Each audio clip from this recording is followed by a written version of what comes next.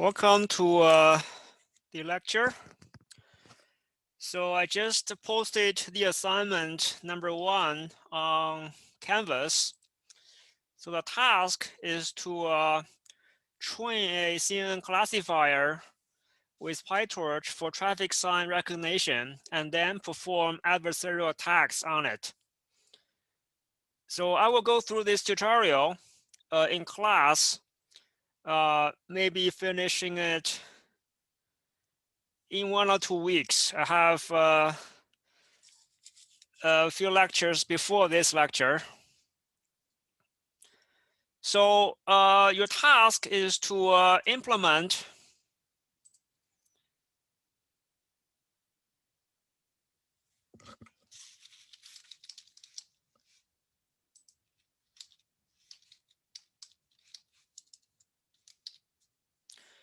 so in this part, some example networks.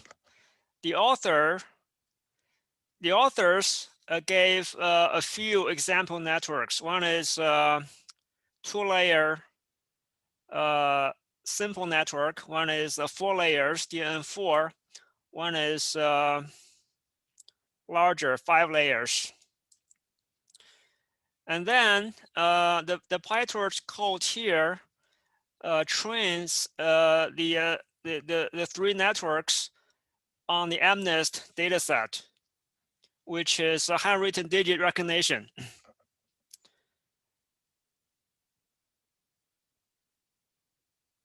And then the file, the saved parameters are the trained parameters are saved.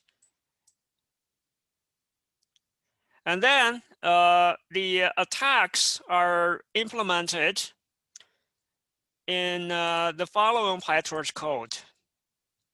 One is FGSM. You can see that the images are disturbed. So some shadow-like things are added so that the predictions are all wrong. This one is predicted as a 3, whereas previously it was a 7. This one is predicted as a 2, as a 3. Previously it was a 2. So there's are some examples where even after the attack, it is still classified correctly. So 0 is still 0. It's not very predictable as to whether attack will be successful. And then another method is implemented called a projected gradient descent to it's supposed to be more effective in the attack.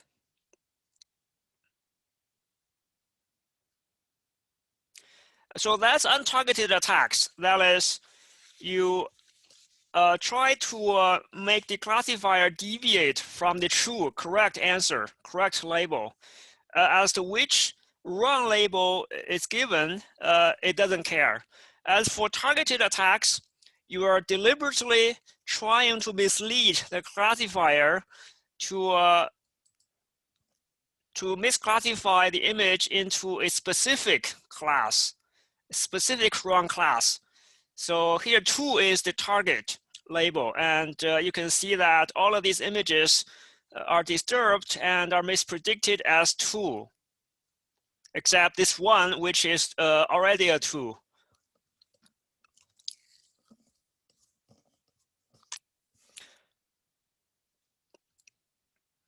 So this second version of the PGD attack constructs examples to maximize probability of the target class while minimizing probability of all the other classes.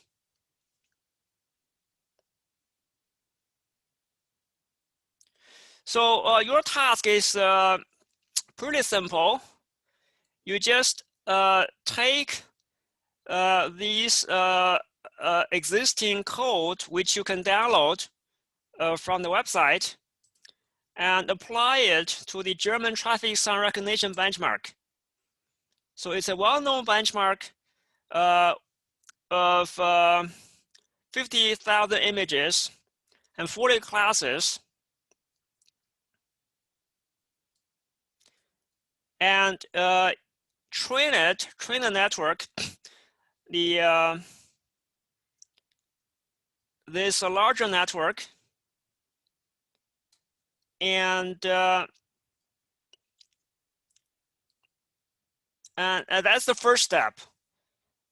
So the only difference from MNIST is that number of classes is larger and the images are in color. So if you want to save training time, just convert the color images to grayscale to reduce training time. And the CNN is quite small, so don't expect high accuracy, and accuracy is not a part of the grading criteria. The purpose is to make you familiar with the basics, not to make you spend a lot of time tuning the hyperparameters. And then after you have trained your CNN, you can start from an image of a stop sign that's classified correctly by your CNN and perform these attacks using the given functions. And report the accuracy of the attacked classifier on the test set and show visualization of one example of successful attack. So this is a pretty simple assignment, I think. I have a question. Yes. So if you go into the link about the data set, yeah, then you need to press it. Then you have to download, right? If you press on the download, yeah, then you have to, yeah, that link. So there, if you go down, there's a lot of files. Which one should we download? I downloaded the first one. Like if you go up, if you go up, please, in the page. No, yeah, scroll up. Yeah, the first one, the official training data. Should we download this one? Yeah, so which one of the them first should we one. download? The first one. Okay. Okay, so should we also download the test set or only the training? The test set also. Yeah, basically the top two. Thank you. The first two. So I'll explain in the assignment more clearly. The others are for testing some computer vision features. There are other methods for classification besides deep learning. So there are you can apply computer vision techniques. Before you go, wait. If you go up to the first section. So if we should download the image and annotation, then we should download the gitvers_final_training image set, not the one that you reference into. Like the one that get training fixed. The fixed one is like the third column from upstairs. So which one should we download? Yeah. Oh, I see. Yeah, so which one? It was a little bit confusing when I was looking at it. Yeah. Oh, I see. So the fixed one was for a specific competition. Yeah. Yeah. It doesn't matter, just like which one should we download? Download the official training data. So Okay. I'll make it more explicit in the assignment. Thank you.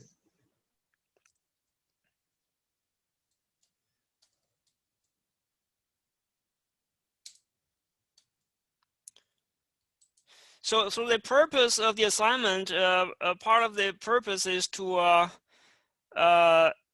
understand exactly what's the level of expertise of the students. So if you're an expert at machine learning, maybe you can finish this assignment in a few hours.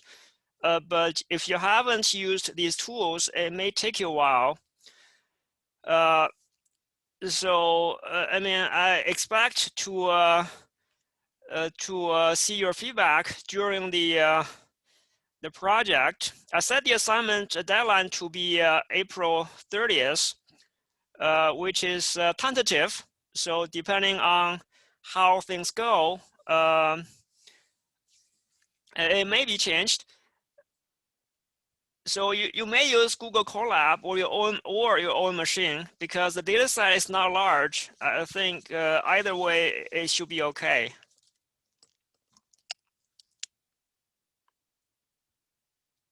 So you should be able to finish it with a minimum amount of coding.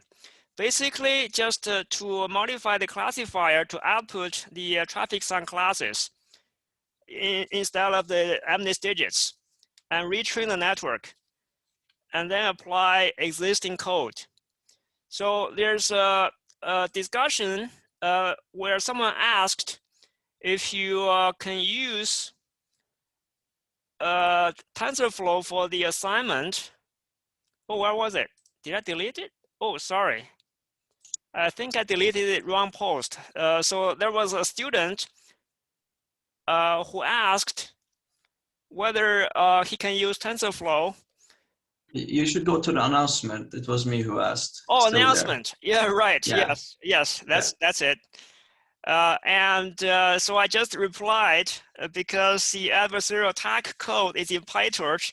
So if you want to implement everything in TensorFlow, it's of course okay. The code is not complex either, so it's not difficult to re-implement. But if you want to finish the assignment with minimum amount of coding, then use PyTorch. But you never answered on point number 2. Are we allowed to use different, like, are we allowed to use more than 4 convolutional or 1 fully connected, or, oh, right. Or should we stick to that? Sorry.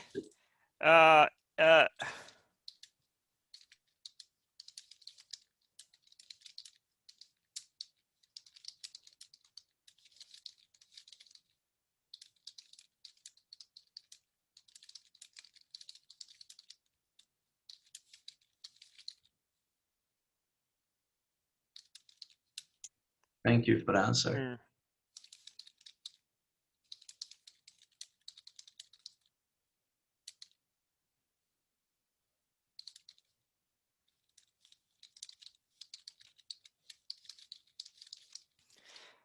Yeah, so the purpose of the assignment is really to test the waters and get your hands dirty a little bit, not to give you a heavy assignment and make you tune the hyperparameters. So after all, this is not a machine learning course.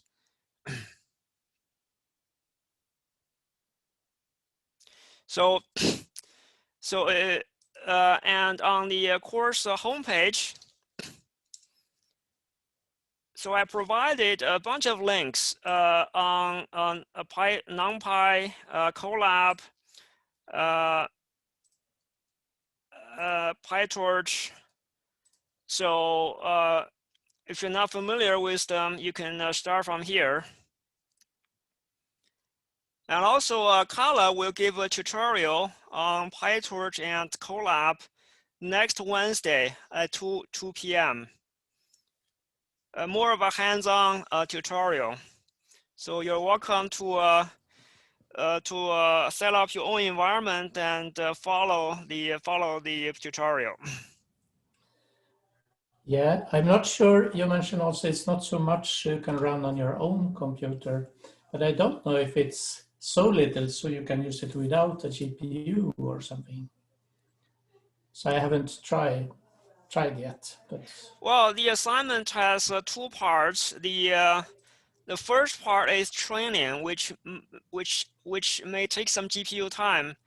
The second part is the attack is not computation intensive. You can finish it on a CPU in a few seconds. Yeah, sure.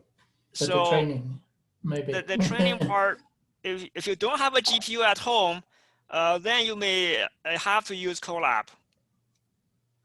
Or can you use one of the finished trained versions? Yeah, if you the have other difficulty. files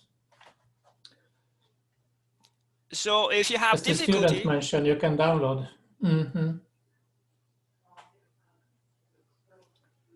if you cannot finish step 1, then find some pre-trained network and use that for step 2. Yeah. Is this lab both 1 and 2, or is it lab 1?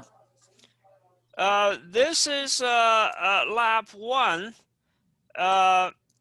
So I gave it 10 points, and so I may or may not give another lab on computer vision because any lab in vision, especially for detection and segmentation and so on, it's very GPU time consuming. So we'll see how this thing goes. If everyone thinks it's too easy, I may give another lab on CNNs. If everyone is taking some time and finding it difficult, then maybe I won't give more assignments on CNNs. Sorry that I'm disturbing this, but like I think it's going to be hard to find a pre-trained model that takes the same input as the images in the stop signs data. Those are really small, like 65 dot multiplied by 57 as an example. Yeah, it could be difficult. I haven't searched, so I guess someone will do. So if that is okay, I don't know. I'm not running the lab, so just.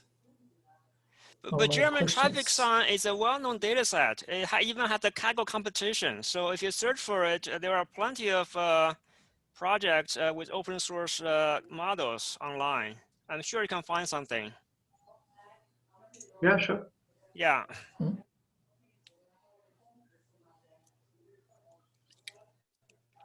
But of course, it's good to train yourself.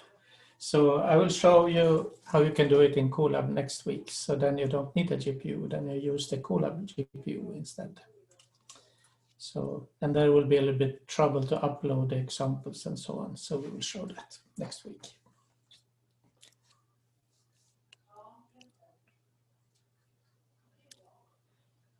Okay, any questions on the assignment? Yeah, I have one more question, but it's about lab 3. Are we also allowed to upload a Jupyter notebook instead of free files on lab 3?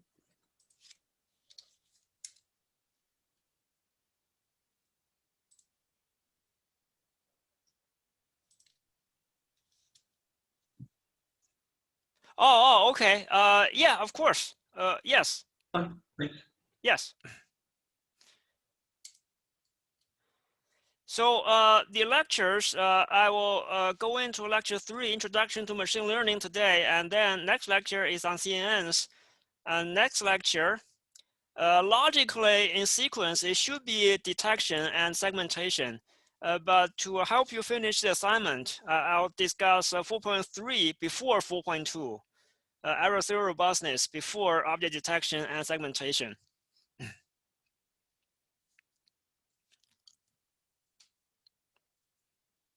But I have to finish 4.1 first. That's the prerequisite.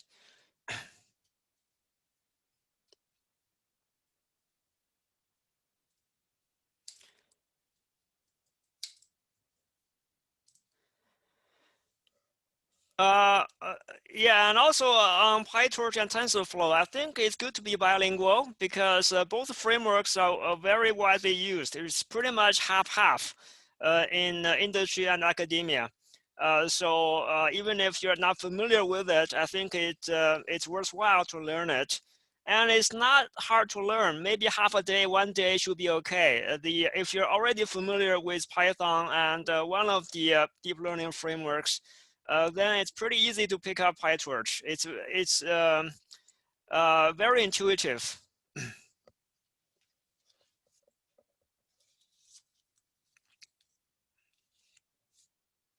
So in this lecture, I will give a relatively short introduction to machine learning.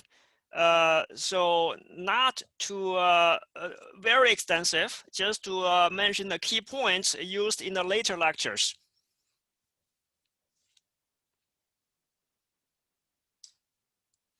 So in machine learning, there are a few categories. One is supervised learning, where the system is presented with example inputs and their desired outputs given by a teacher. And the goal is to learn a general rule that maps inputs to outputs. This includes a classification to categorize a input as either cat or dog, or regression, for example, to predict housing price for next year. The other large category is unsupervised learning, where no labels are given to the learning algorithm. So the learning algorithm has to figure out some structure in its input. So you could be discovering hidden patterns in data, or could be a means towards an end. That is to learn some features used by later parts of the pipeline for supervised learning, for example. So it could be parametric and supervised learning, for example, Gaussian mixture models, or non-parametric unsupervised learning. So we won't discuss unsupervised learning in this course. Another large category is reinforcement learning, where an agent interacts with the dynamic environment in which it must perform a certain goal. The agent is provided feedback in terms of rewards, and it tries to learn an optimal policy that maximizes its cumulative reward. So the algorithms can be model-based or model-free. Applications could be game playing like AlphaGo or robotics, and of course, autonomous driving. So we'll discuss it later in this term. So in the supervised learning process, you have a training stage where millions of iterations of forward pass plus backward propagation to adjust the model parameters, for example, neural network weights in this training loop. So requires a large CPU, GPU clusters and days and weeks of training time for large data sets and models. The other part is inference, also called prediction. It's a single forward pass can be run on edge devices. That is, you can, given the input, you predict what is the input for classification.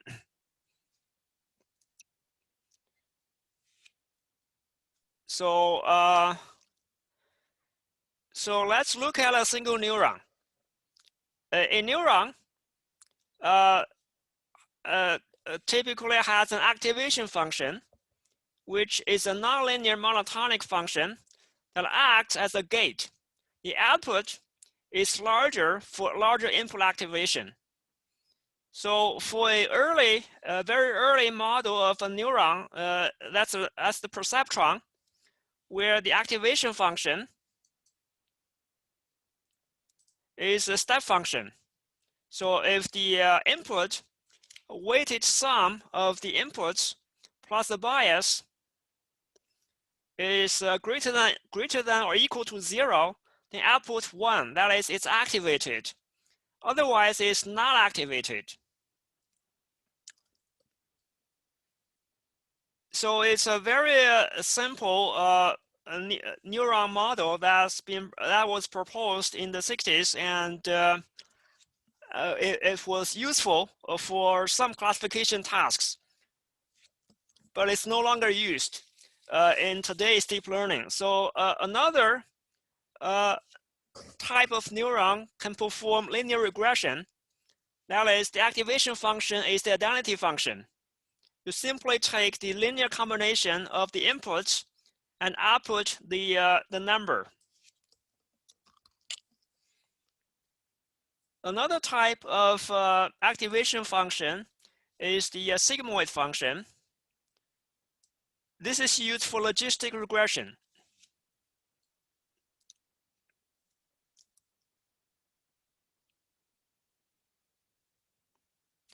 So a linear regression is to find a linear function y equals w x plus b with learnable parameters theta, including weights and biases, where x, y, and b are vectors and w is a weight matrix.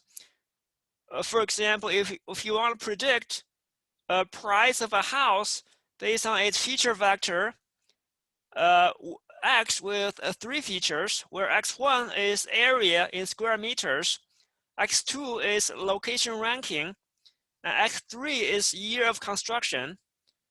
Then you may have a set of weights and biases combined with the input. It gives you a prediction.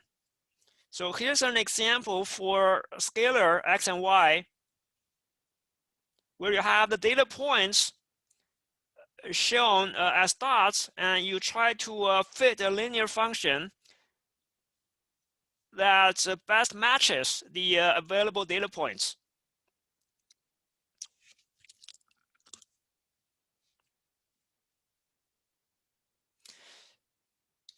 So logistic regression, even though it has a name regression in it, it's actually for classification, binary classification. So that is, you have 2 classes, and you try to find a dividing line, a classifier that allows you to distinguish, to assign labels to each of the dots. So for example, a problem is image classification. Given an input image, it may be classified as a dog with probability p, y equals dog given input x, a cat with probability p, y equals cat given x, where the 2 sum together equals 1. So logistic regression uses the sigmoid function that looks like this to map from the activation, also called the logit, to the output probability. So this function ranges from 0 to 1. So you can see that it maps to a probability value. So in addition to performing binary classification at the output layer, sigmoid may also be used as the nonlinear activation function in the hidden layers of a neural network.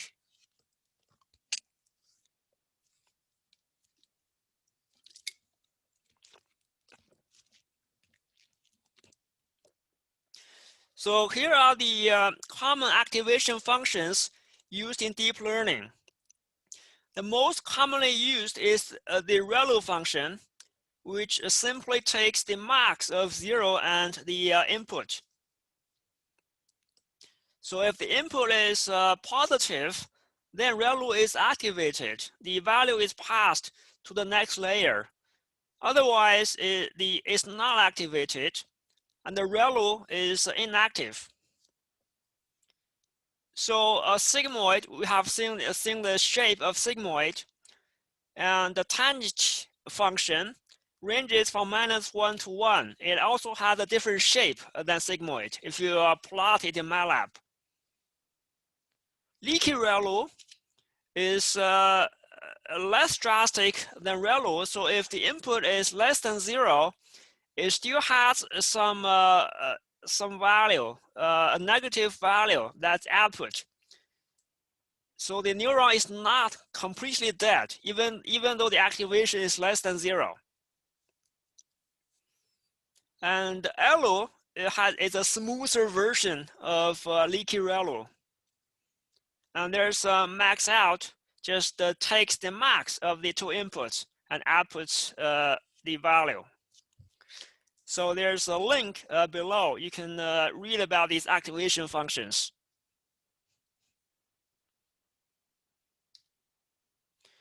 So we can stack many hidden layers to form a deep neural network if we have enough data and computing power to train it.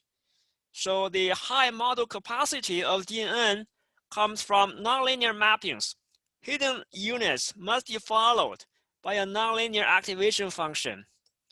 without the nonlinear activation functions, a DNN with many layers can be collapsed into a single equivalent single layer neural network. And then it loses its model capacity.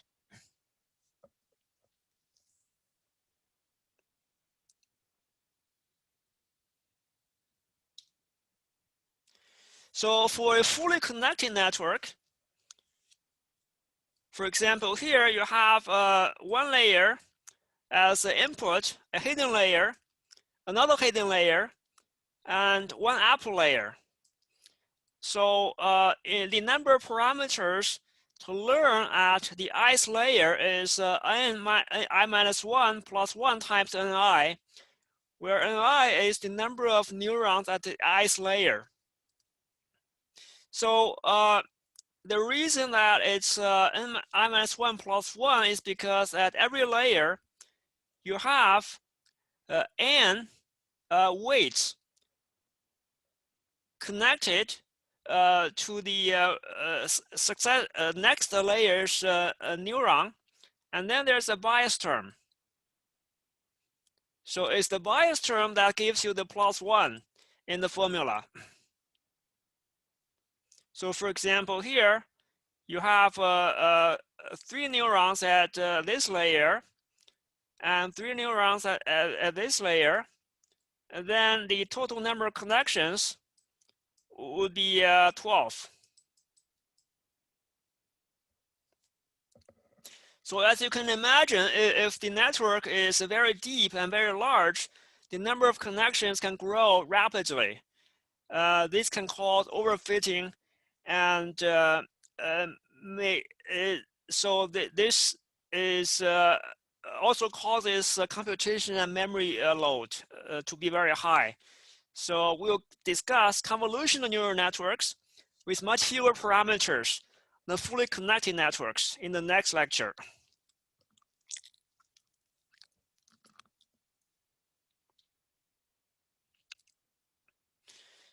So here's a very simple 2-layer fully connected network for solving the XOR problem. So XOR problem is to find a function that maps x1 and x2 to the output y based on the XOR table. So it's a problem that was difficult for very early versions of neural networks, because the very early researchers did not realize that you can add hidden layers. If you have a single layer neural network, you cannot solve this problem. Only if you add a hidden layer can you solve it.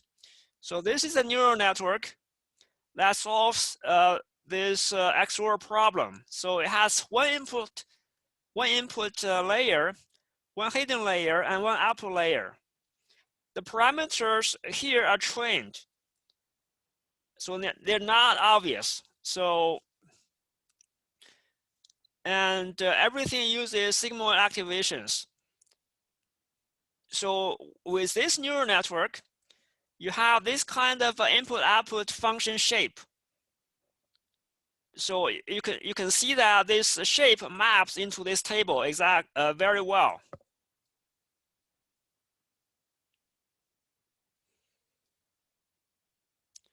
So this is one example of a neural network solving a problem of, you can call it regression, you can call it classification, because there's only 2 possible y values. So, but it's more like a classification.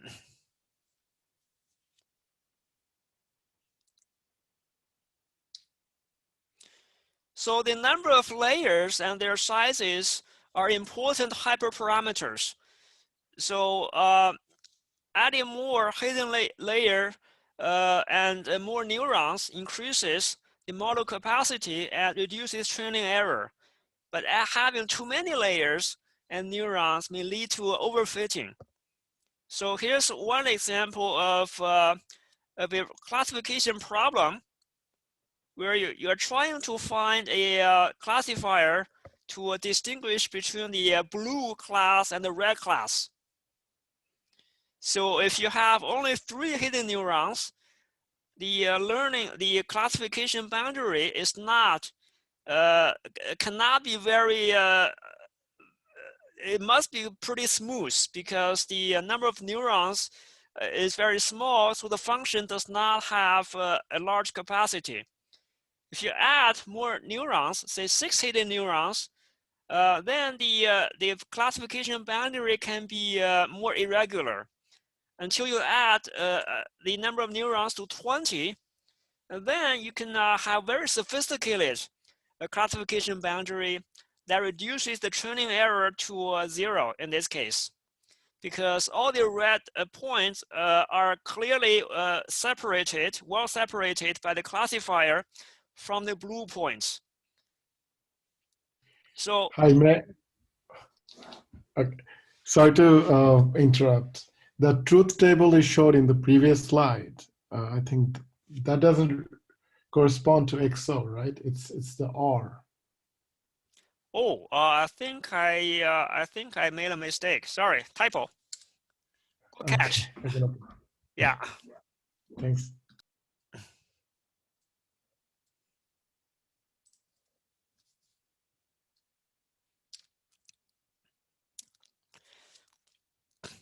Yeah. So for this example, as you can see, adding more hidden neurons increases model capacity and reduces training error. But that may not be a good thing because it may lead to overfitting. That is, this classifier on the right, it achieves a 0 training error, but the boundary, classification boundary is very irregular. So it's very likely to have overfitted. And when applied to the test set, you may get a very large error. The one on the left may not be very good either. It may be a case of underfitting. So you must strike a trade-off between the model complexity and overfitting. So maybe in this case, the middle picture is a good trade-off.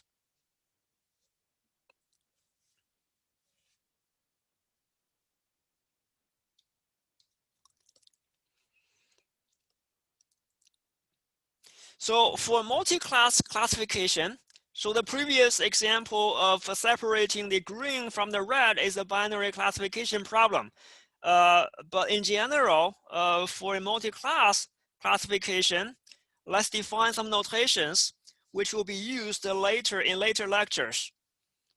So let's consider a neural network defining a model h theta that mapped from input x to a vector k. So it's a vector with a size k, a k-dimensional vector of logits, where k is the number of classes. So theta is the set of parameters for a neural network. It is the weights and biases in the network. Y is the correct label for the input x. So this function maps from input to the logits, does not include the SoftMax layer. So this is kind of a tradition in PyTorch. In PyTorch, the neural network definition typically is up to the logit layer. So then you add a SoftMax on top of that. So for example, a 3-layer neural network consisting of 2 layers with ReLU activation functions, and the last linear layer is this function here. So input x, a linear combination of weights and biases, and take a ReLU, and the linear combination in the hidden layer, and take a ReLU, and finally, linear combination with the last layer weights. So that's the logit output. Here some people pronounce logit, some people pronounce legit. So I don't know which one is correct. I should pronounce it legit.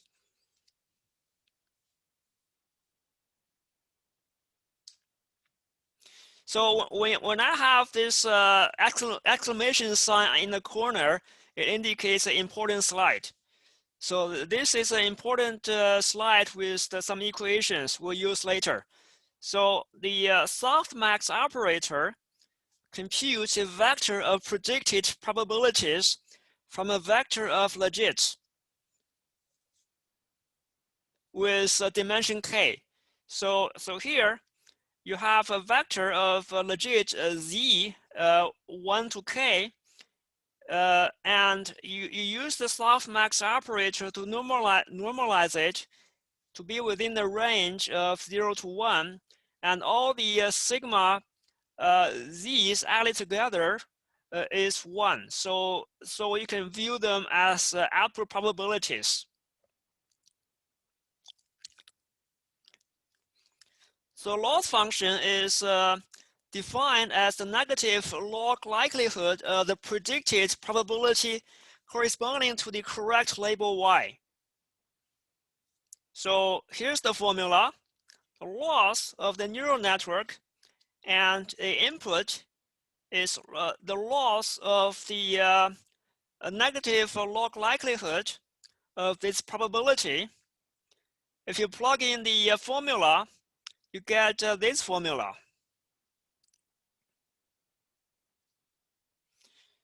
So the reason you take a log is to avoid numerical problems. So because the probability values can be very small.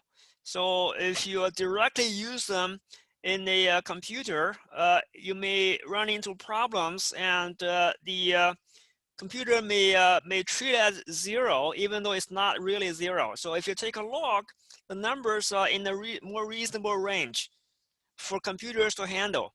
And also you take a negative minus because typically you want to minimize the loss. So that's equivalent to maximizing the probability of the correct prediction. So if you look at this formula, minimizing the loss function amounts to maximizing the legit corresponding to the correct label y, this guy, and minimizing the legit sum of exponentials for the other legits.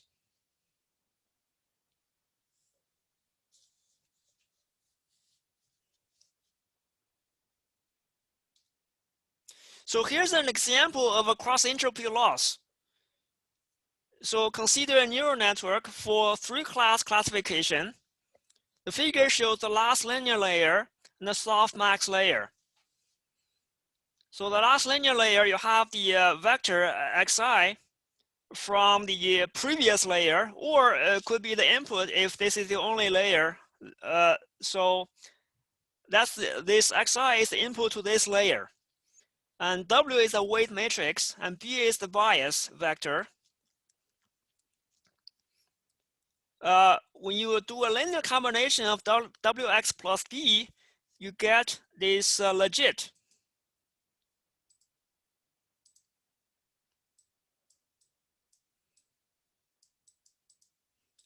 It's hard to write with the mouse. So that's the legit.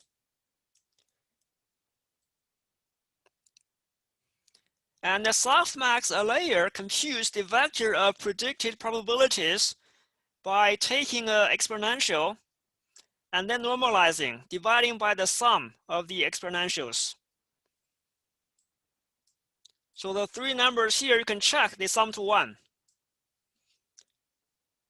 And because this is a 3-class classification, so the numbers are not very small, but if you have 1,000 classes, like in ImageNet, each number can be very small. So to avoid any numerical problems, you take a negative log likelihood. And you get, for example, suppose this particular input x should have a correct label of y equals 3 for labels 1 to 3. And then you take the correct, the legit corresponding to the correct label, which is this guy, and take a minus log. So that's your loss.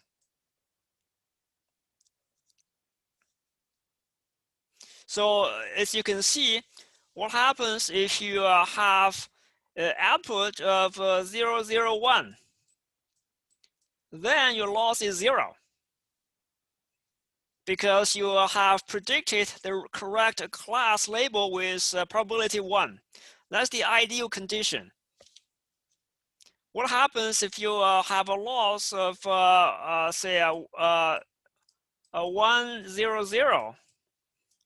And then your loss is infinite because you're taking a minus log of 0. So that's a huge loss. So this loss, the larger the loss, the more wrong you are. So this it gives you a quantitative measure of how wrong your answer is. And by minimizing the loss, you maximize the probability of this element. That's the probability of the correct label.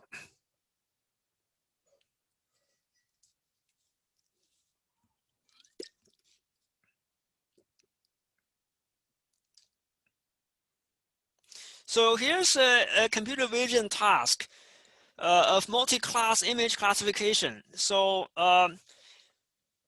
input encoding. A color image is a three-dimensional tensor encoded as a vector of integers between 0 to 255, assuming 8-bit pixel depths, denoting pixel intensities for 3 RGB channels. So for example, a 128 by 128 pixel color image is 128 by 128 by 3 tensor, encoded as a vector of size 49,000. A grayscale image is a 128 by 128 by 1 tensor with only one grayscale channel. So that's why in the assignment, I recommended you to convert the color images into a grayscale because you reduce the dimension of the input by a lot. And this can reduce the training time. Obviously, you may lose some accuracy, but in this assignment, we don't really care.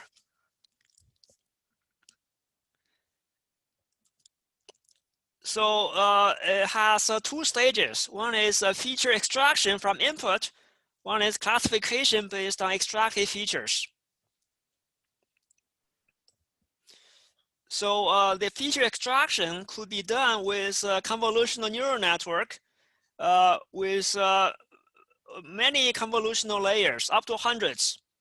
Or it can be done with a classic computer vision algorithm. The classifier for multi-class classification is a SoftMax. And the output is a list of probabilities with size equal to the number of classes. So here's one example output with probability of being an 8 is 85%. So that's a pretty good classifier. But it may also return the top 1 or top 5 results with highest probability ranking, especially if you use a web service. For example, some companies provide online image classification services that you can invoke. And then you may get back a top 1 or top 5 result, sometimes with the probabilities, sometimes not, just the result.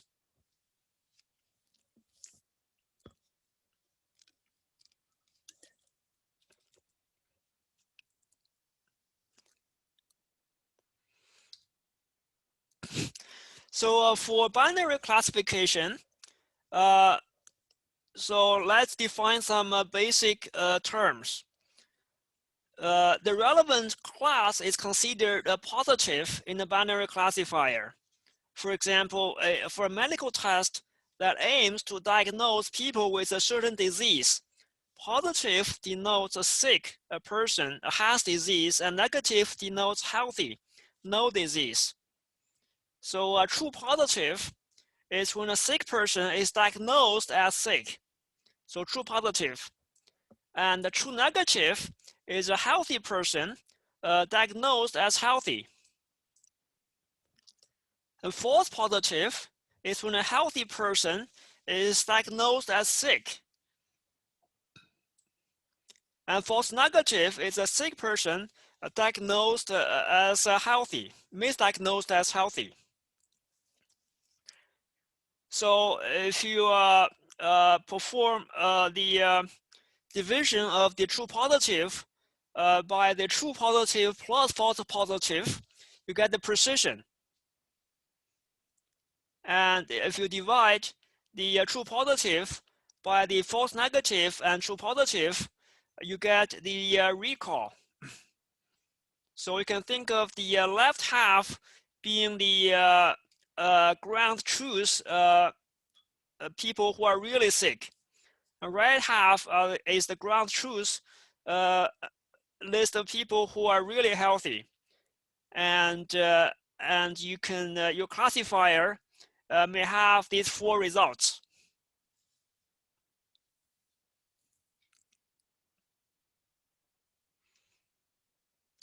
So let's look at an example. So suppose your classifier has a true positive of 100, true negative of 9,000, and false positive of 700, and false negative of 200. Then the precision is 100 over 100 plus 700. So this means that when the classifier predicts positive, it's correct 12.5% of the time. The recall, also called the true positive rate, is the true positive 100 divided by true positive plus false negative. That's 33%. So it means that among all the positive cases, your classifier catches 33% of them. So often, the geometric sum of these 2 terms, precision and recall, is given a new name called F1 score. So here, this is 0.182.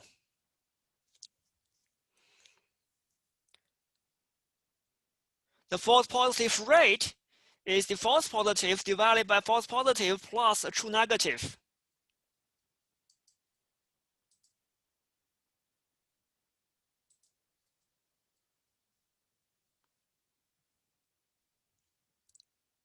So that's these 2 items. So that's 7.2%. So the classifier misclassifies 7.2% of the negative cases as positive.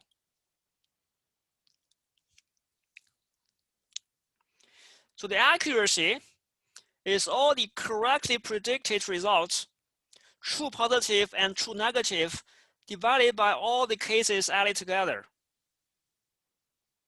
So here is 91%. So it means that whenever the classifier makes a prediction, it has 91% a chance of getting it correct.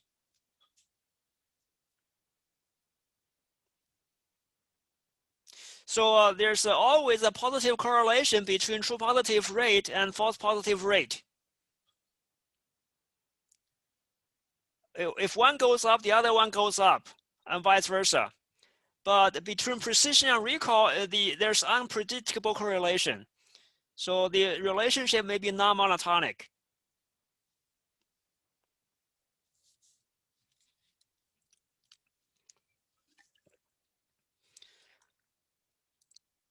So let's look at another example. So this matrix is called confusion matrix.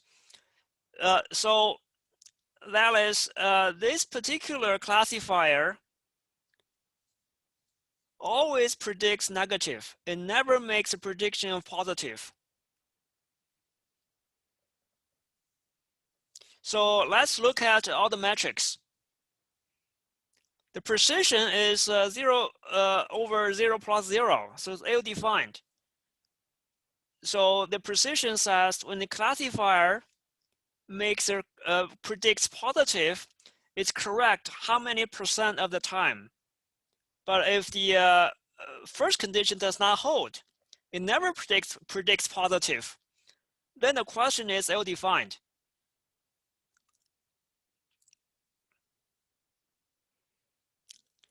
So the recall is 0, true positive divided by true positive plus false negative. It catches 0% of all the positive cases. The false positive rate is 0% because false positive is also 0. It misclassifies 0% of the negative cases as positive. But look, the accuracy here is 97%. So when it makes a prediction, it's correct 97% of the time. So this classifier 2, it actually has higher accuracy than the previous classifier, 91%. So as you can see from this example, accuracy is not a very good metric.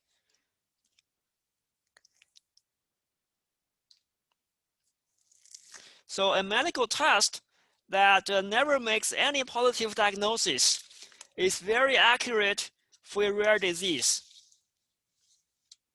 just by declaring everyone to be healthy, but it's not very useful. So precision and recall at F1 are more useful metrics for binary classification.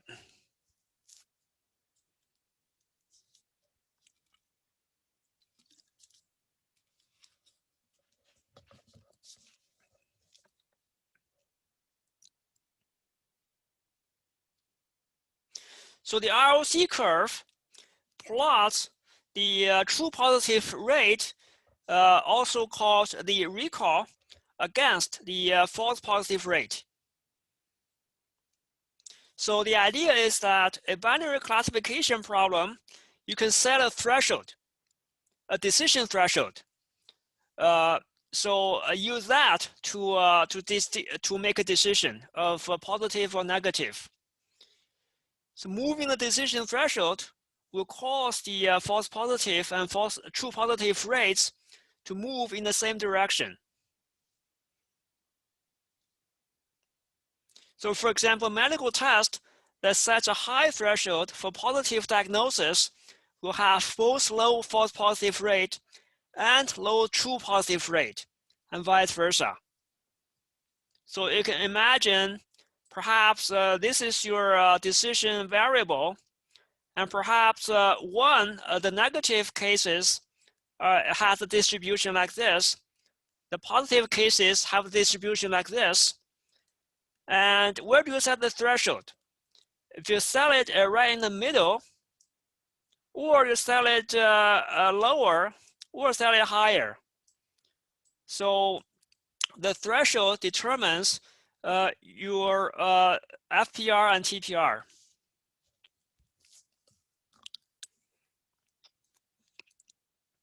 So the receiver operating characteristics, ROC curve, plots the FPR, the x-axis, against the TPR, y-axis. So here's an example of ROC curve. So at this point, you have 0 false positive rate with a true positive rate up to 0.6. And then if you want to increase the true positive rate further, then you must increase the false positive rate also. So this is a curve that grows like this. So I highlight the 4 points. Notice that it's possible for you to have 0.6 false positive rate, and one is 0.8 true positive rate, one is 1 false true positive rate. because by moving the decision threshold, you may have affected the true positive rate without affecting the false positive rate. So the ideal ROC curve is this curve, just the line on top. That is, you always have 0 false positives and 1 true positive, 100% true positive rate. Never have any false positive or false negatives. So that's the ideal ROC curve. So the term is very strange. It doesn't mean anything to us, but it's a historical term from the telecommunications community.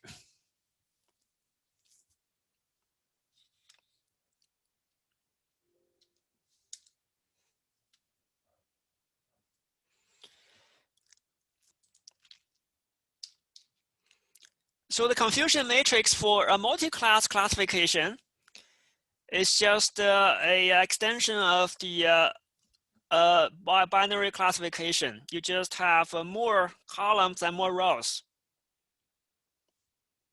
So the accuracy is similarly defined.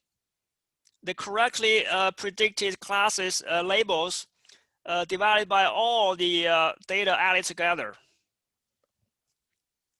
So the green highlights the correct predictions. The red highlights the incorrect predictions.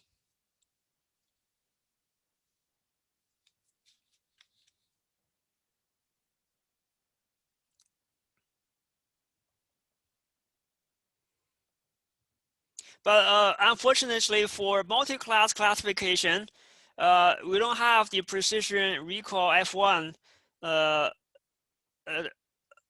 definitions. So we pretty much only have the accuracy criteria.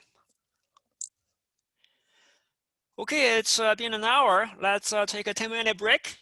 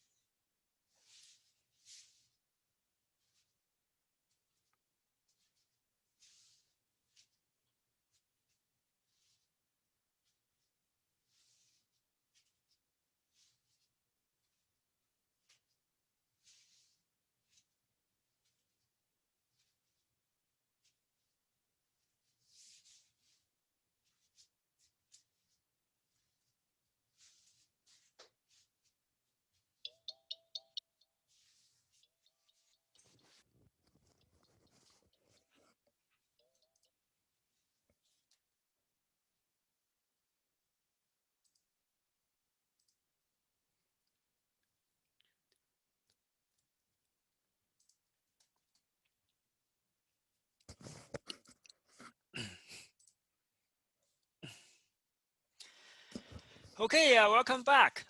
Any questions so far on the lecture material?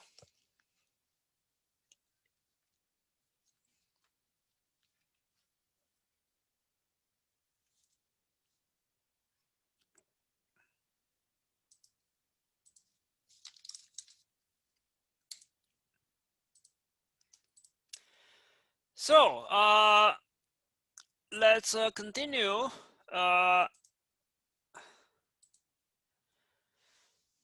So when training a machine learning model, you often use so-called k-fold cross-validation. That is, you divide your training data set into a training data and test data. Because test data is like an exam, you cannot peek at the test data during the training time. So we use a part of the training data for cross-validation. That is, you divide up the training data into k folds, parts, and use each fold as validation data and the other 4 folds as training data. And cycle through the choice of which folds used for validation and average the results. So in the first round, you use fold 1 for validation and folds 2 to 5 for training. And in the second round, you use fold 2 for validation and folds the other folds for training, and so on. And finally, after you finish the 5 training validation cycles, and you can average the results as the as your final validation result. So it's a very common technique for training your model while avoiding looking at the test data.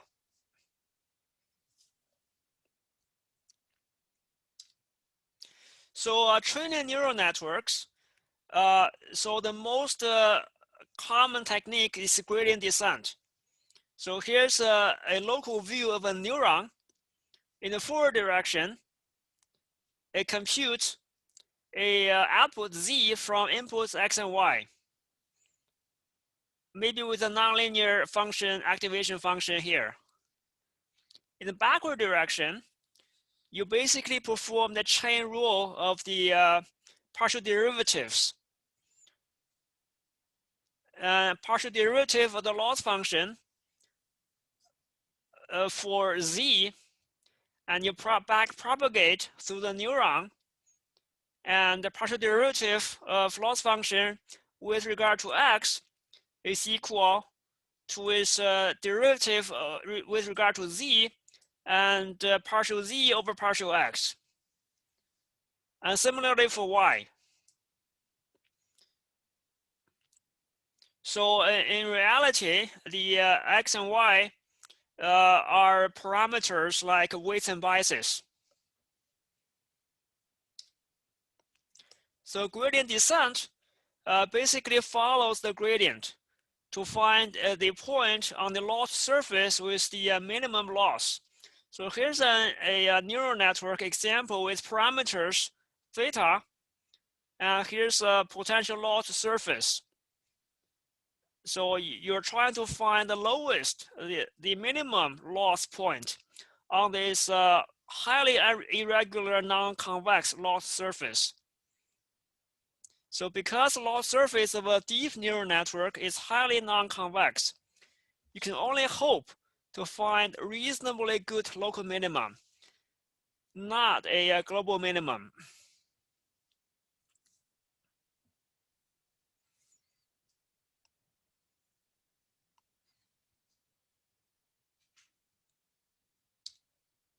So gradient descent algorithms have many variants. So here's an example picture showing the 2 parameters case and with a loss surface. The red color indicates a higher loss, and the blue color indicates a lower loss. So you're trying to find the minimum loss point, and by following the gradient at a given point, negative gradient direction at a given point, if you just follow the steepest descent direction, you may run into a zigzag path. So for example, if the loss surface is not very symmetric, it looks like an ellipse. So the lines here are the iso loss lines. That is, in every circle, you have the same loss.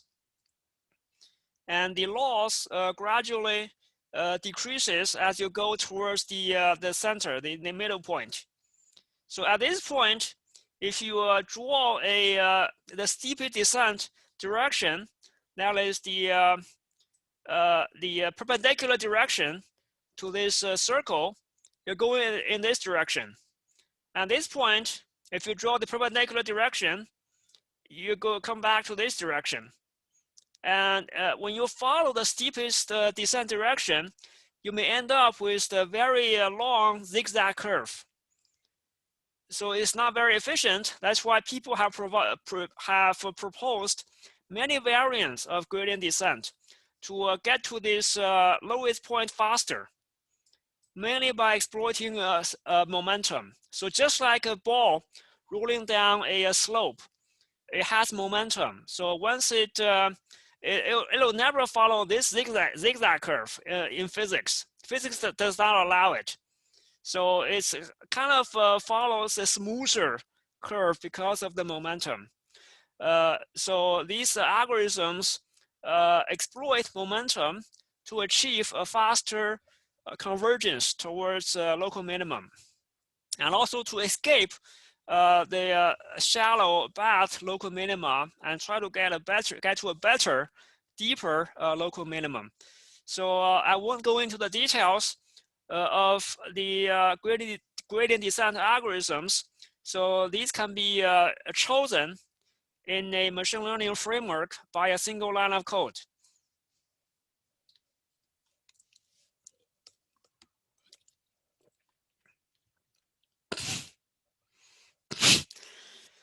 So in training with a large data set, often you only use a small portion, a mini batch of the training data to compute the gradient. Common mini batch sizes are 32, 64, 128. Some people use larger batch size. So the training loop looks like you sample a mini batch of data, and for propagation through the graph, get the loss, and backward propagation to calculate the gradients. I'll update the parameters using the gradient descent.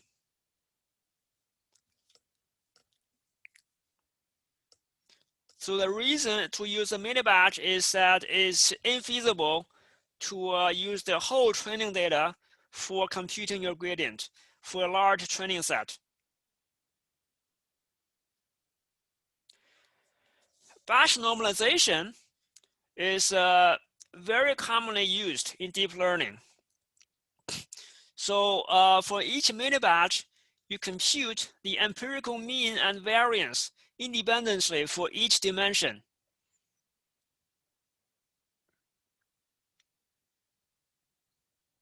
And normalize to a unit Gaussian with zero mean and unit variance.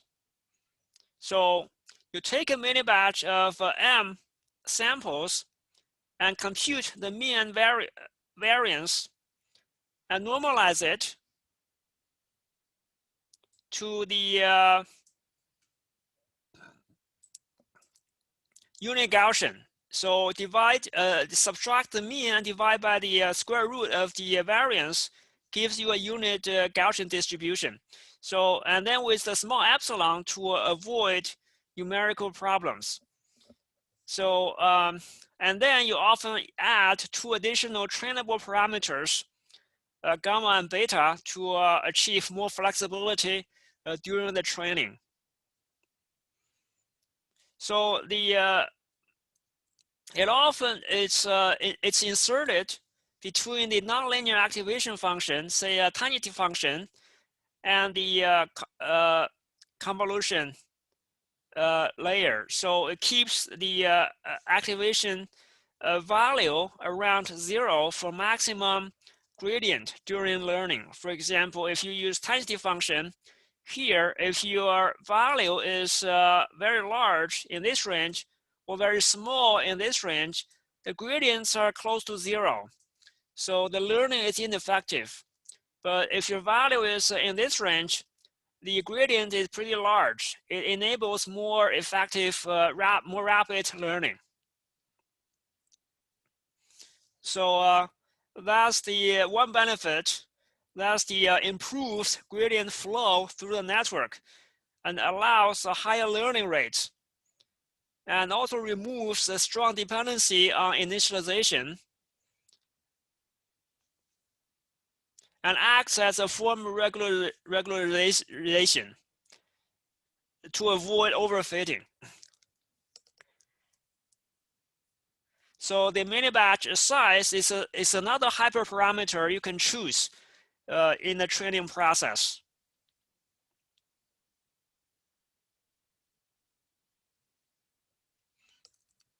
So another hyperparameter is the learning rate. That is the this alpha here.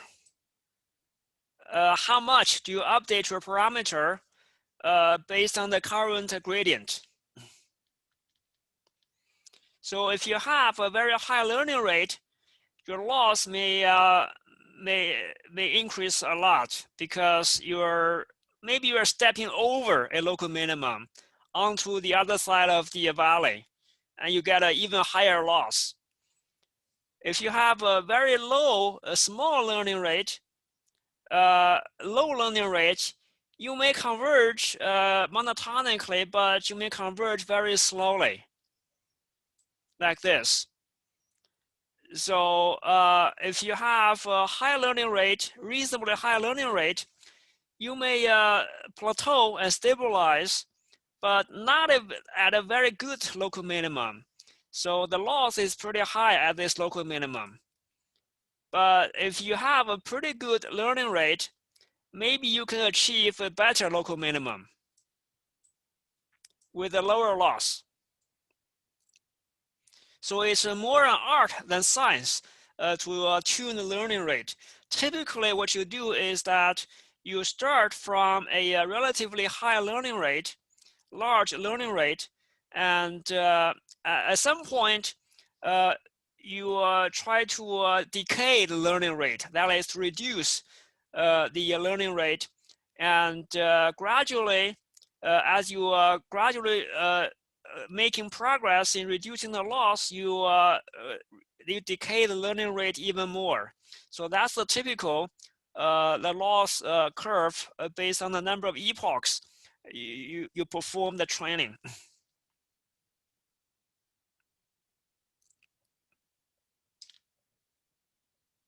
So for the many hyperparameters we mentioned, the network architecture, the learning rate, is the decay schedule, the update type, that is the selection of a gradient descent algorithm, and regularization with L2 or dropout, and so on. You have many choices. So you can perform a grid search of the hyperparameters. So that is just to try every one of the parameters as in a regular grid. So if it's an important hyperparameter, then it'll affect the result if you vary the important parameter. But if it's a non-important parameter, the varying it won't have any effect.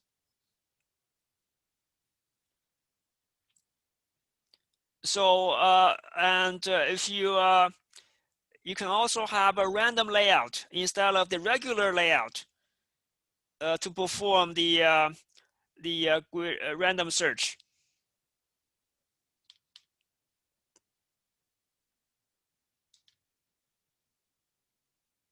So typically, the classification accuracy increases as you train more, as you increase the training epochs.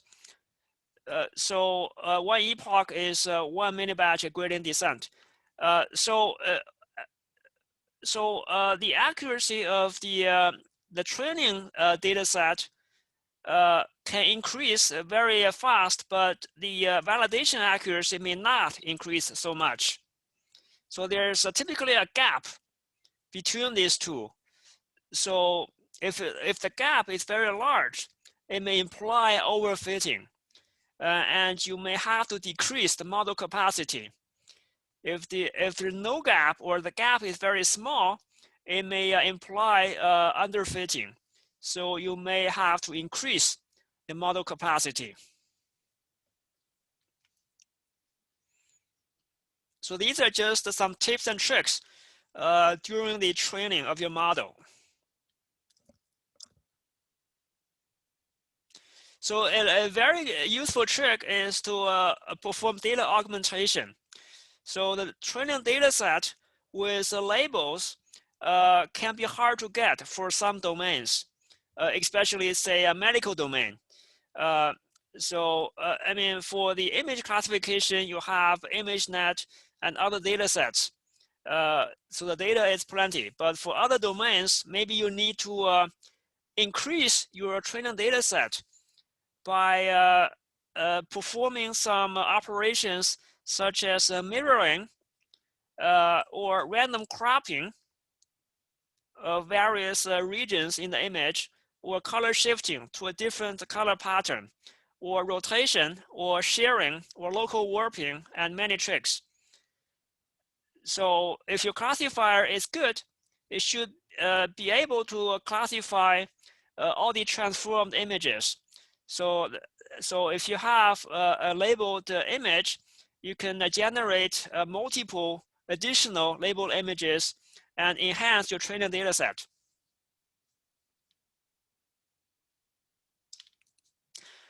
Okay, so that's a very short introduction to the basics of machine learning. Any questions on this section? Yeah, the random cropping. Normally the size of the image should be same, right? in the CNN. So how does that work?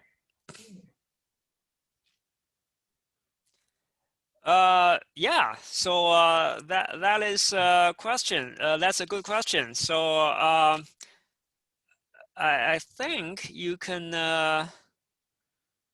do some resizing after the random cropping to give it the same size. But then the image should be distorted, right? If you enlarge it again. Yeah, then it will have a lower resolution, but yeah. Your classification algorithm should be robust against these variations. So that's the point of data augmentation. That is to create many variations of the image so that your classifier can handle them, right? Yeah, sure. I have one more question. Thank you. So for the assignment that you have given, would it be possible to use a GAN to generate this fake image out of the real one? I mean, I personally never used it, but I was thinking if it's conceptually makes sense. And then use that fake image and feed it to our CNN.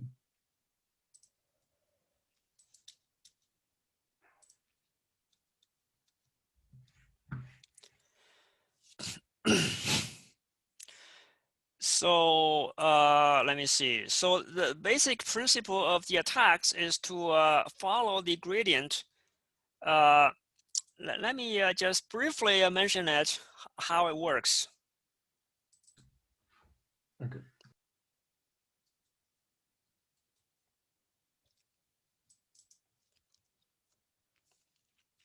Yeah, I think I should add a importance symbol in this slide. Okay. So so if you look at the gradient descent for training, you have the x-axis is the parameters, and you follow the gradient to minimize the loss while varying the neural network parameters. And for the attack, you're trying to find an input to maximize the loss. So you see the problems are exactly opposite, Ah, right? I mean, in gradient descent, normally the loss is randomly initialized. No, the parameters, right? Yes. Yeah, initialization doesn't really matter. You may even start from a pre-trained neural network and fine-tune the parameters. It doesn't really matter, but the overall principle is gradient descent, whereas for the attack, it's gradient ascent. Oh, And also, the x-axis is not the parameters anymore; it's the input image. So you're trying to make a disturbance, make a minor disturbance of the input image to maximize the loss. And also, you often have this constraint of making the disturbance to be within a bound so that it doesn't disturb the image too much. Obviously, the larger the bound, the more likely the attack to be successful. A question, Songa. So that means you need access to the network parameters to do this? Yes. So normally you don't have that, I guess, or do you? Yes. So it is a white box attack in the tutorial. But in general, there are black box attacks without access to the network. Typically, it's done by training a proxy model.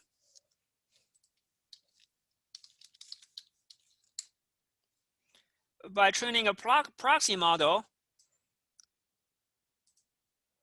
So suppose you want to attack a online service where you can only invoke the service and get a result back. You cannot see the model details. Then how do you attack that? So the way you do it is to train a proxy white box model yourself and attack this guy. And very likely the attack will transfer to the black box model. It sounds unlikely, but it's actually true.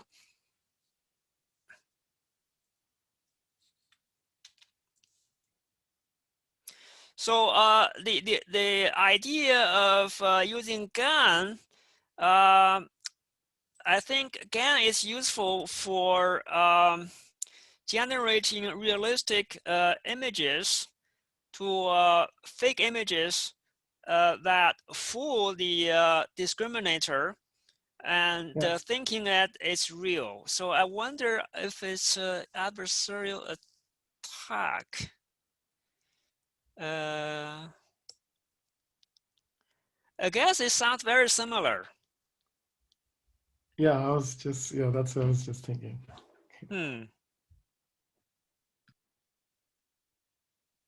Oh, I see the difference. The difference is that for this kind of attack, you are starting from a realistic true input and adding some minor perturbations to it. Whereas again, it generates a brand new image, brand new thing every time. Right? So that's the difference. Oh, so probably it will be completely different images then. Yes, yes. Especially, Yes. So that's by definition, if you are have the constraint of the where's that thing? If you have this constraint that the perturbation should not be too large, then any image generated by GAN will not satisfy this constraint. Okay. Yeah, I got it. Thank you. Okay.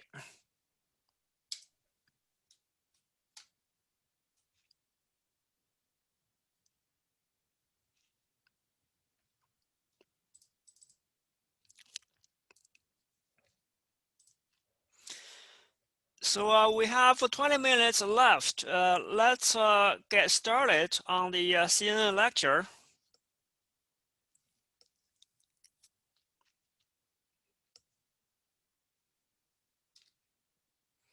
So I will first discuss the convolution layers and then the pooling and fully connected layers, and some case studies, and briefly mention recurrent neural networks. So let's start from the classic computer vision. The OpenCV library is a very large library with many classic algorithms, including the core operations like basic operations, pixel editing, geometric transformations. These are useful for generating data augmentation with different variants of the training images. So code optimization, some mathematical tools, and so on. So image processing like thresholding, smoothing, edge detection, transforms, feature detection, hawk, sift, surf, brief, orb. So these are all hand-designed image features.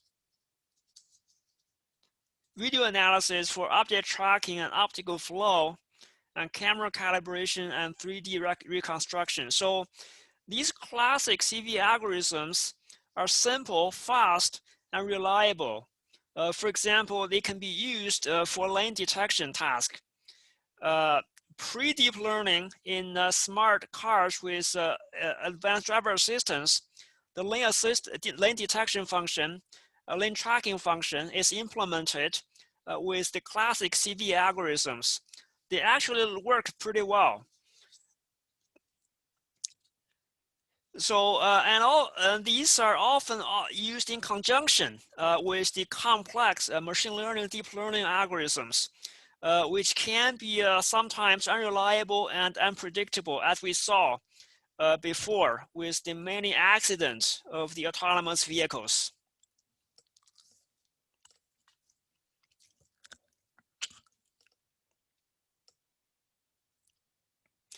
So let's start from the input image encoding.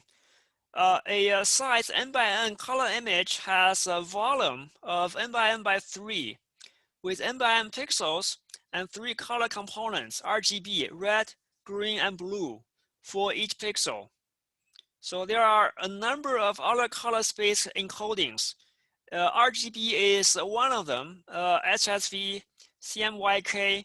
These are maybe not very useful for computer vision, but they may be useful for people who work in color TVs or who work in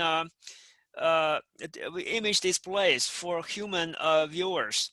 But for image classification, RGB is pretty much the most common encoding. So the grayscale image has depth 1, so it has volume n by n by 1. The color depth or bit depth is the number of bits used for each color component of a single pixel. So typical value is 8, so the pixel value has the range 0 to 255. Now larger depth is possible. For example, true color is 24 bits. It's used in computer and phone display for human eyes. But for 8 bits is typically enough for computer vision tasks.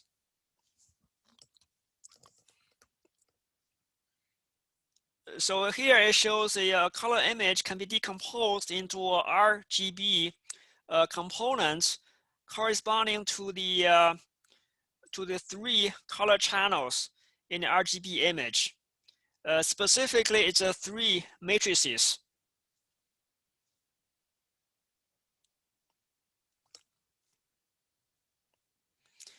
So the convolution operation, it works by sliding or convolving each filter across the width and height of the input volume and compute dot product between the entries of the filter, also called a kernel, and the input at any position. So as we slide the filter over the width and height of the input volume, we will produce a 2-dimensional activation map that gives the responses of the filter at every spatial position, just like shown in the animation. So here it shows a concrete computation of a filter at a specific position. So you compute element-wise product and sum them together. So here, 0 times 4, 0 times 0, 0 times 0, and so on. So you have the 9 multiplications and one summation to get the final result of -8 as the element in here.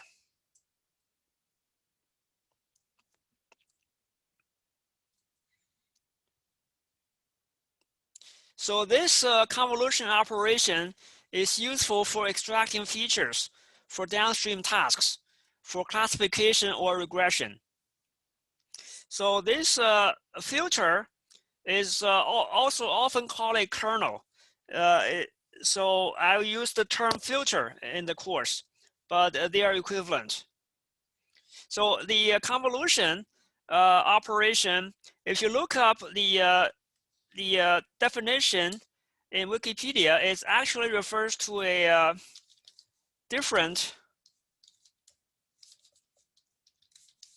slightly different operation. That is, when you perform convolution, you want to perform convolution of the two signals here.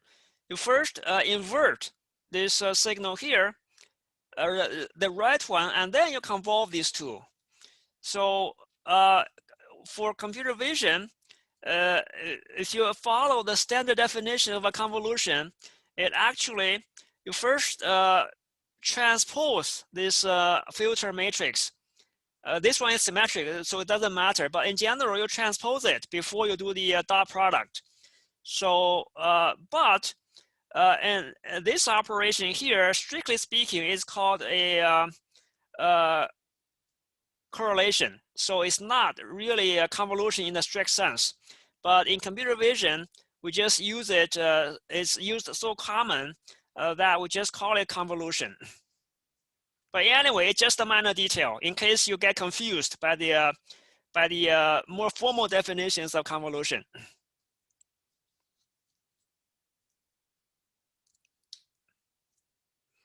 So here's a filter for vertical edge detection. So this is an image with the right-hand side a 0 with value 0, which is a dark black color, and left-hand side with color with 10, which is a brighter color. And then you have this filter here, and if you do the convolution by sliding it across the image, so the first you do the dot product, you get a value 0.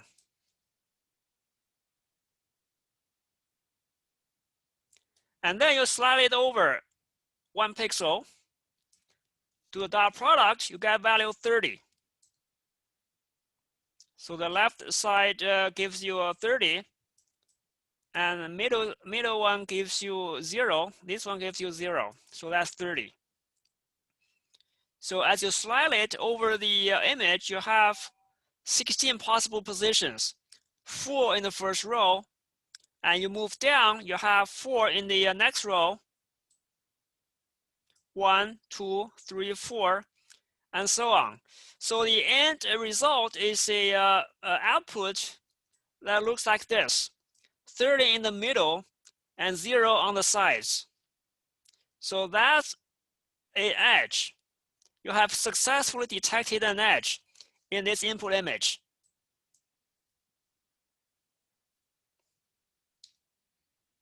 And for the other image with the left-hand side is dark and right-hand side is bright, you can, if you run it through the filter, you get this output, -30 in the middle. So that's inverse edge.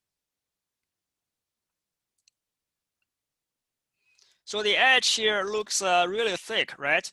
But in reality, because the input image can be very large, the edge is actually just 2 columns, and it can be a very thin, very precise edge.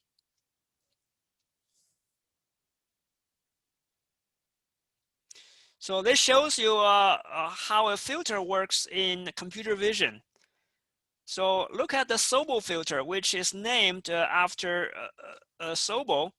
It's a very commonly used filter to detect edges. So the difference is that you have 2 instead of 1, -2 instead of -1. And then if you do the math, you get this output. So it's a better filter than the previous one because you are giving higher weight, giving even a brighter or darker output for the edge. So it has a better effect for edge detection. Now you may ask, so why stop at 2? Why don't you sell it at, oh, sorry, typo.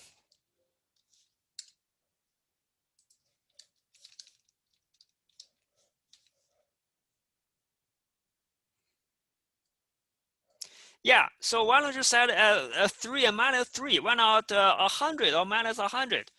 So that's the problem of filter design. So there are many filters in computer vision designed by researchers.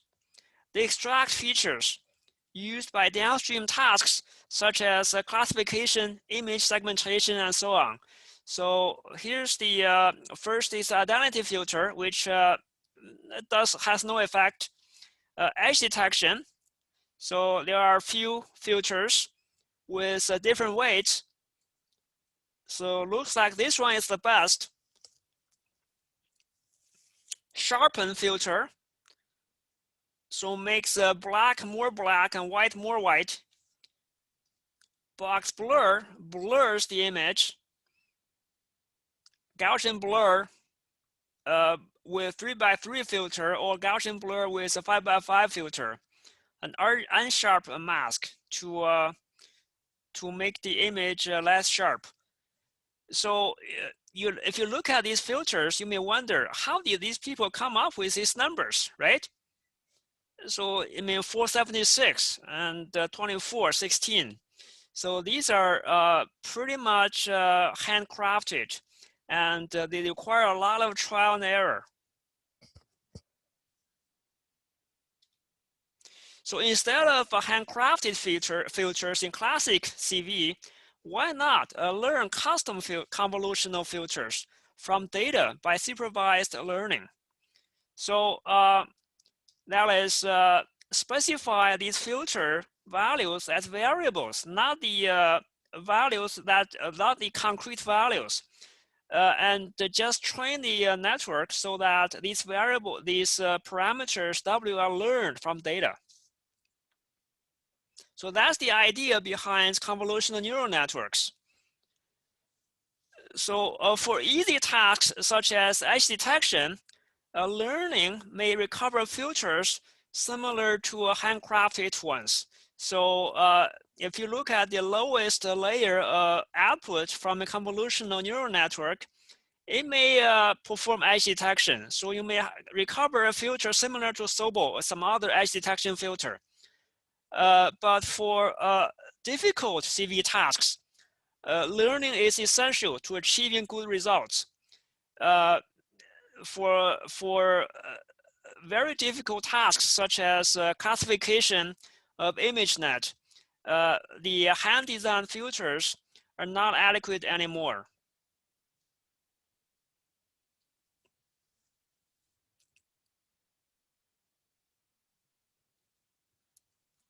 So a convolutional neural network essentially works by stacking many layers called convolutional conv layers and pooling layers and nonlinear activation functions for feature extraction, followed by one or more fully connected layers for classification based on the extracted features. So maybe you are extracting a bunch of lower level features in the early layers and gradually extracting higher level, more semantically meaningful features in the higher layers. And finally, you'll pass it through a SoftMax to get a list of probabilities as your classification result.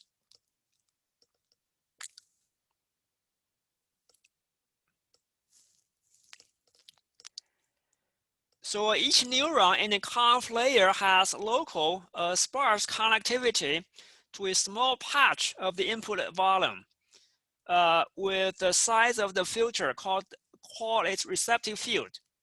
So each neuron covers a limited narrow field of view. So this is actually very biologically realistic. For a realistic neuron in the human optical nerves, it actually, each neuron actually indeed has a limited receptive field. So in contrast, for a fully connected layer, each neuron has a receptive field that covers the entire input volume. So as I said before, fully connected layers have very dense connections with many parameters, and they're not good for image classification tasks. So with the receptive field, you have the parameter sharing. That is, all neurons in the same conv layer share the same filter parameters, W and B. So this helps you to reduce the number of parameters significantly compared to fully connected networks. It also gives a translation invariance. That is, an edge can be detected regardless of its location in the image. So because you're sliding a convolutional filter across the image, so maybe if the edge is here, you can detect it at this position. And as you slide it, maybe the edge is here, you may detect it at some other position and at some other position. So by this sliding operation of the filter over the input image, input volume, you can detect this particular edge regardless of where it appears in the image. So that's called translation invariance, and that's very useful. So, so a cat is a cat, whether it's in the upper left corner or lower right corner. So you must, a robust classifier should be invariant to the translation of the image.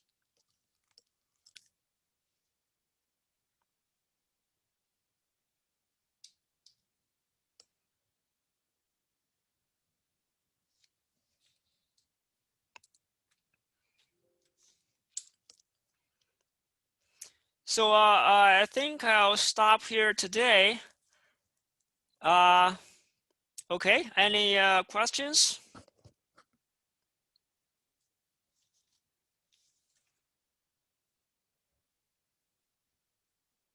I have a question. Sure. Is it necessary? Because, yeah, I know signal processing quite well, but not image processing. Do you suggest that we, or anyone else, take a look at some concept of image processing, or if this material that you are presenting gonna work for us for the assignments and the whole course? I mean, thank you. Oh, I think it's not necessary to learn about image processing. So these image processing tasks as defined in OpenCV, they may be useful for pre-processing of the images before you feed it into a CNN. For example, to do some smoothing. We'll see later that smoothing can help protect against adversarial attacks and resizing and some other operations. But in general, for the purpose of this course, we pretty much ignore this part. For example, for that German traffic sign recognition problem, if you look online for many solutions, people do all kinds of pre-processing on it to try to help the CNN to do a better job. But we're not doing any pre-processing just because that's not our focus. I mean, if you really want to achieve very good results in image classification, you should learn about these algorithms to do better pre-processing. But for the purpose of this course, we're not addressing that at all. Thank you. Yeah. If you want to learn about the more classic computer vision algorithms, there are, let me see, which website? Is it Udacity or edX? I forgot.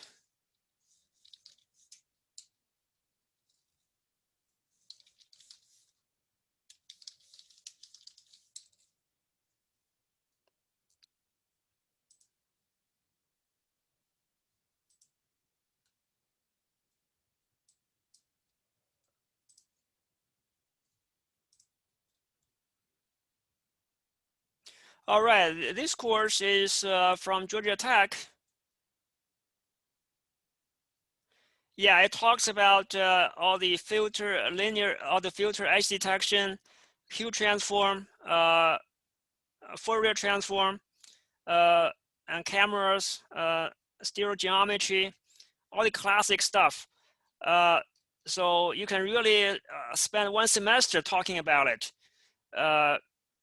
But the other computer vision course is like more learning oriented, like the course from Michigan. So this course ignores all the classic techniques and goes directly to machine learning. So I took a bunch of material from this course on the audio detection and segmentation. So you can see even though they both have computer vision in the name, the courses are very different. This one is very classic, based on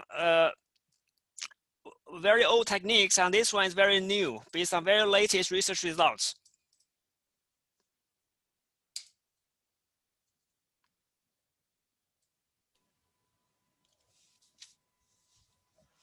Okay, thanks. So any other questions?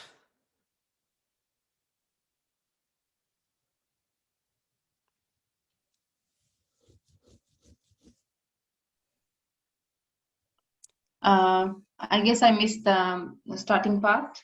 I was curious about the assignment. I didn't hear of it. When is it due? Oh, the assignment is due tentatively to be 30th of April. Okay. Yeah. So the assignment is relatively simple. Basically, we already have all the code, all the PyTorch code for classification of image for MNIST and attacking the images. So I'm asking you to do the same for the German traffic sign dataset. Should be doable in a few days. Oh, great. Yeah.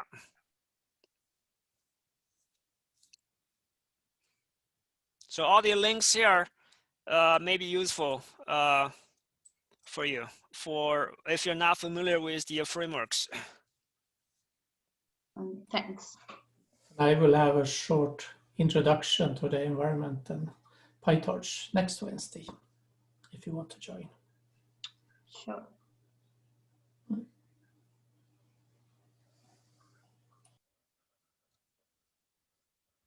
Yeah, I think Carla, you may want to discuss how do you download and upload the data set from the internet to Colab. Yeah. There are two ways. Either you download to your own computer and then upload it into this Colab environment. I tried it and it's quite slow. So I will try to upload it to my Google account, Google Cloud, and then you can kind of connect to the Google Cloud. So then you can rerun many times without having to upload it each time. But then it's quite a big file, like 180 megabytes, I think. So for me, at least, my Google Cloud is almost full. So, but then you have to clean it up a little bit and have it. Use Python to download it? Like Python has requests library? Yeah, you maybe can use request and download it directly from Colab. That's an idea. So it might work as well. Yeah. Good. I will try that. But then if you run Colab and download it, and it will take some time, I don't know. Now when I downloaded it, it took just a few minutes, so that's okay. But then if you run it another day, you have to download it again because the Colab environment disappears when you log out from it. So it's a little bit time consuming because you have to install some libraries and so on. But I don't think there are many libraries in this. So it should be quite quick. But that's a good to use the requests to fetch it directly from the German site. There are 3 alternatives, at least.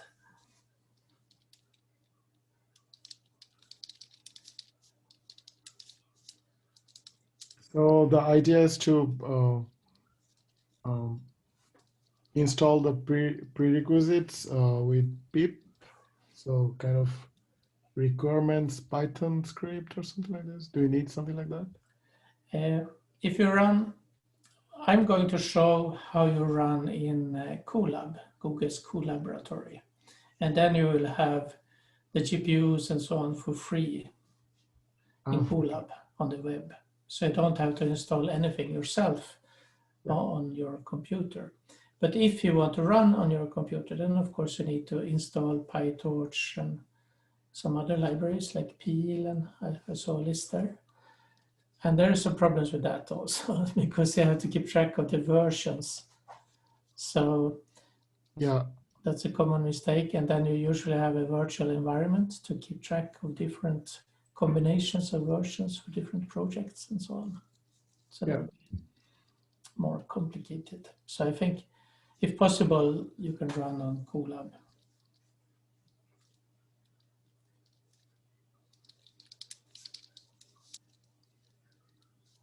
Any more questions? I haven't done the lab myself.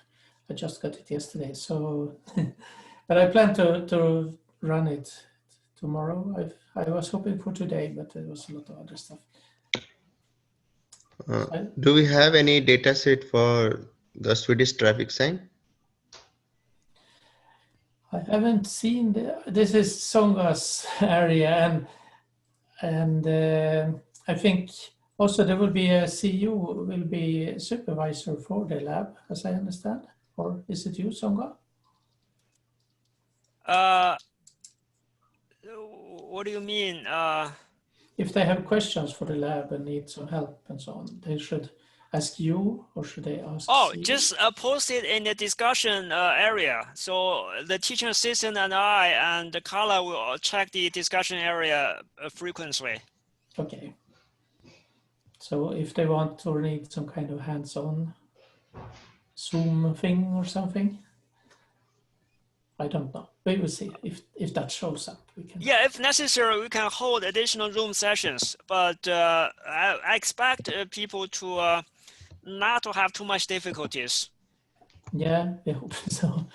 So, for instance, I noticed there was tar files, and I don't have any untar in my Windows machine, for instance.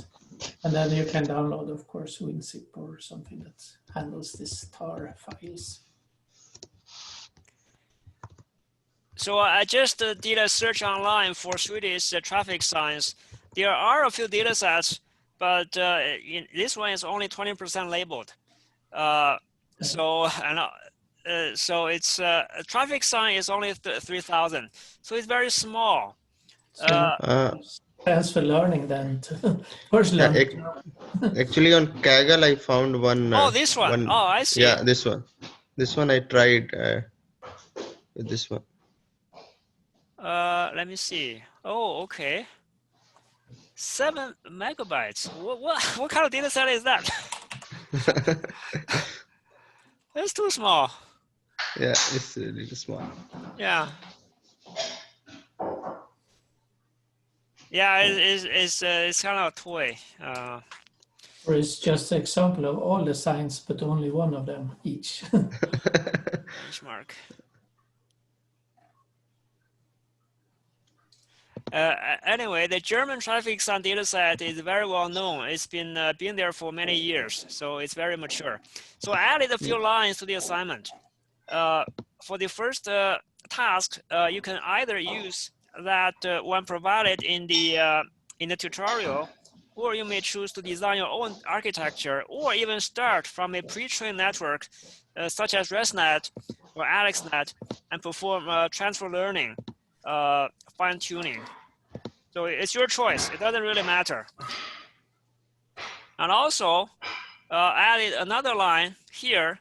So if you cannot finish step 1 successfully, you may choose to download the pre-trained PyTorch model and perform step 2 based on it.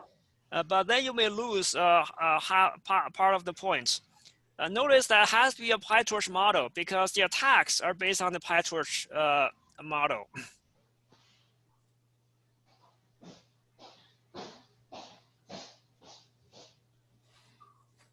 Mm.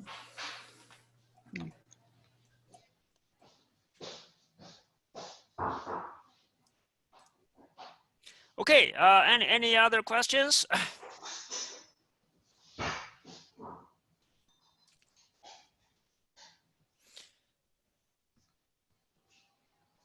Okay, so we'll stop here and see you on Monday.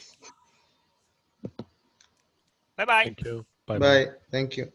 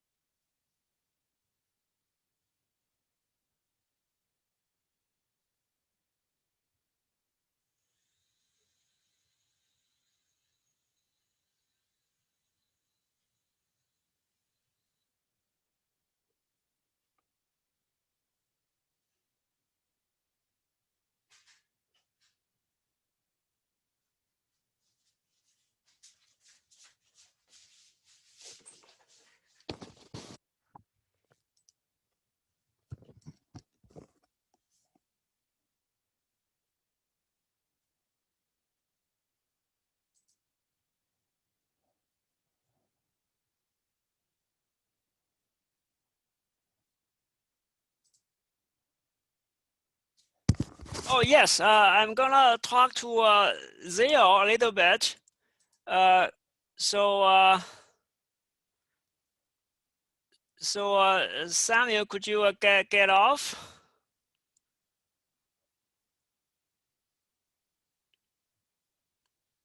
Hello.